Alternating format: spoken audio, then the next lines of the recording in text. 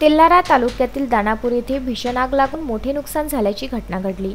माळेगाव रस्त्यालगत असलेल्या 60% वस्तीत दुपारी 2 वाजताच्या सुमारास संतोष ठाकर यांच्या गोठ्याला शॉर्ट सर्किटमुळे आग लागली। त्याचवेळी कर्तव्यावर असलेल्या तलाठी संजय साळवे यांना माहिती मिळताच सरपंच, पोलीस पाटील, ग्रामपंचायत सदस्य व गावातील नागरिकांनी आपले पाण्याचे टँकर देऊन आग विझवण्यासाठी प्रयत्न केले। मात्र आग विझत नसल्याने तेल्हारा येथील अग्निशमन दलाच्या जवानांनी व गावकऱ्यांच्या मदतीने ही आग विझवण्यात आली।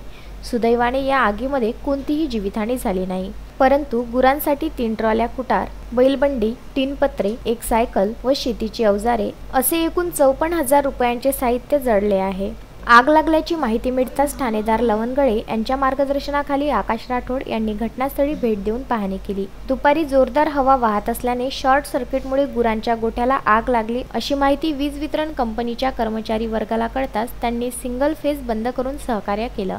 आगीत 3 ट्रॉली कुटार अंदाजे 12,000 रुपये, बैलबंडी अंदाजे 10,000 रुपये, शेतीची अवजारे 10,000 रुपये असे आणि तसेच 3 पत्रे असे 20,000 रुपये असे एकूण अंदाजे 52,000चे नुकसान झाले। तसेच त्यांच्या बाजूला किशोर त्र्यंबक वानखडे यांचं घराच्या कंपाऊंडला आग लागली, त्याच्यामध्ये अंदाजे 35 ते 4,000 रुपयाचे नुकसान झाले। नुकसानीची माहिती मिळताच तहसीलदार तेल्हारा यांना फोन लावण्यात आला। त्यांनी तात्काळ अग्निशमन नगर परिषद तेल्हारा यांच्याशी संपर्क करून तात्काळ अग्निशमनची गाडी इथे पाठवली आणि त्यामुळे ही आग लवकर आटोक्यात आली। गुरुदेव इसमोरे, विदर्भ न्यूज, तेल्हारा।